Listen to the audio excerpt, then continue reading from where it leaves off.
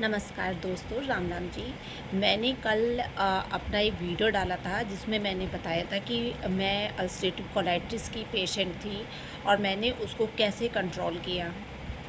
अब मैं आपको ये बताऊंगी कि अगर किसी को अल्सरेटिव कोलाइटिस है तो उसे क्या खाना है और क्या नहीं खाना।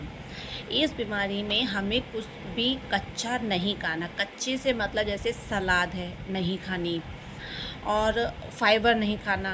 बीज जिस भी सब्जी में या जिस भी फल में बीज होते हैं वो नहीं खाना। जैसे टमाटर है, अगर आपको टमाटर खाना है तो उसके बीज निकाल के और उसे कद्दूकस कीजिए, उसे मिक्सी में मत पीसिए, क्योंकि उसका छिलका भी हमें नहीं खाना है। हमें किसी भी चीज़ का छिलका, क्योंकि छिलके में फाइबर होता है, वो नहीं खाना। अगर हमें सेब खाना है तो हमें उसका छिलका उतार के खाना है। अमरूद नहीं खाना। और अगर हम अनार खा रहे हैं तो अनार का हमें सिर्फ उसके अनार के बीजों को निकाल के उसका हमें जूस जो है वो पीना है, और उसके बीज जो आते हैं, जो उसका फाइबर है, वो थूक देना है, उसे छोड़ देना है।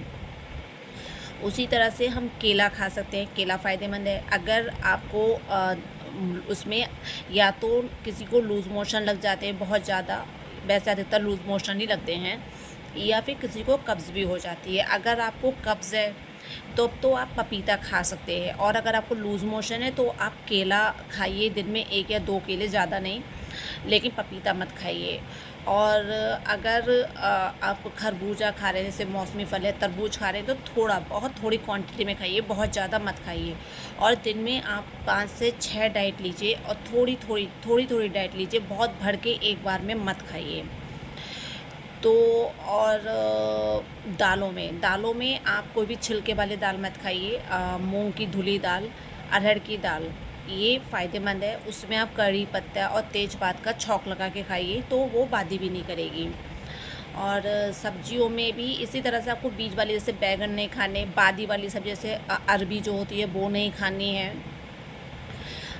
भिंडी खा सकते हैं, लेकिन कभी कभार, मतलब जैसे महीने में 1 या 2 बार, क्योंकि भिंडी में भी बीज होते हैं। जो फ़ायदा करेंगी वो हैं लौकी खा सकते हैं, परवल खा सकते हैं, तोरई खा सकते हैं, और वो आता है टिंडा, टिंडा खा सकते हैं।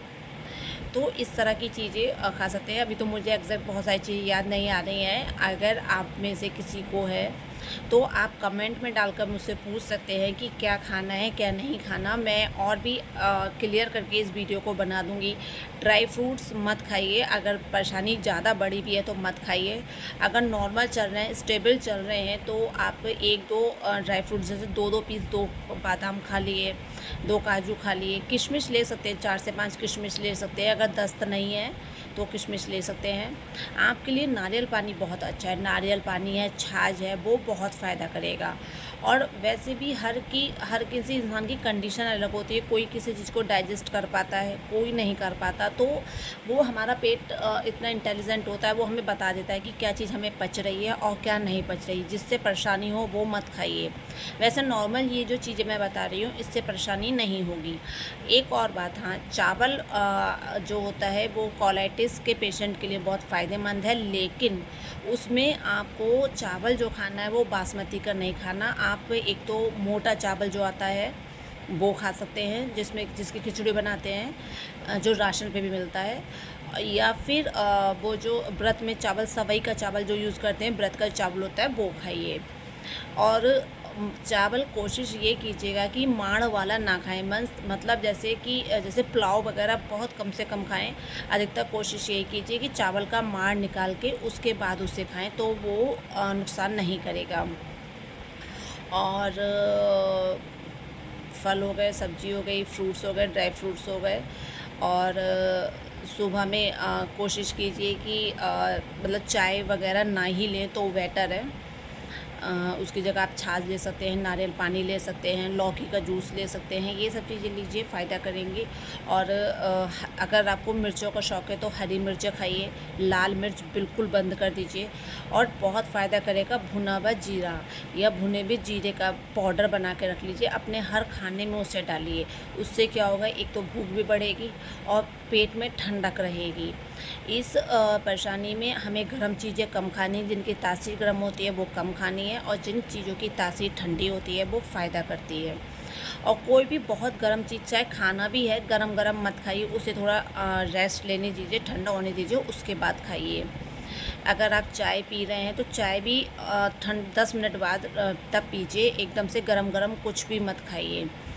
और अगर आपको ब्लीडिंग हो रही है तो आप छाछ, मीठी छाछ ले सकते हैं, और उस मीठी छाछ में ईसबगोल की भूसी आती है, उसे मिला के लीजिए तो बहुत फ़ायदा करती है। वो ब्लीडिंग में भी फ़ायदा करती है, दस्तों में भी फ़ायदा करती है, कब्ज़ में भी फ़ायदा करती है। और वो जो हमारे उसमें आँव जैसे आती है ना, उसमें भी बहुत फ़ायदा करती है। तो ये सब चीज़ें कीजिए तो ज़रूर आपको फ़ायदा मिलेगा, क्योंकि किसी भी बीमारी, और स्पेशली इस बीमारी का जो इलाज है वो दवाइयों से ज़्यादा हमारे खान पान पे डिपेंड करता है कि हमारा खान पान कैसा है। तो उसको नियंत्रित रखिए, सही रखिए। और आपका कोई भी अगर क्वेश्चन हो तो आप मेरे से पूछ सकते हैं।